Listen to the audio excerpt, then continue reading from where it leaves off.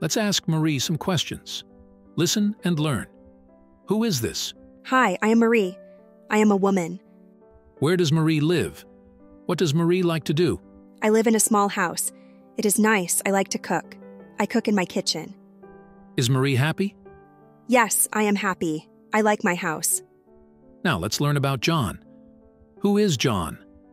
Hello, I am John. I am a man. Where does John live? I live near Marie. I am her neighbor. What does John like? I have a garden.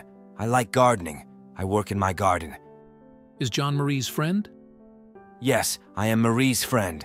We are good friends. Let's find out about Max. Who is Max? Max is my dog. He is big and playful. What does Max do? Max runs and plays. Sometimes he is naughty. Does Marie love Max? Yes, I love Max. He is my good dog. Today, we learned about Marie, John, and Max. We asked questions and heard answers. This helps us learn English. Keep practicing English. See you next time.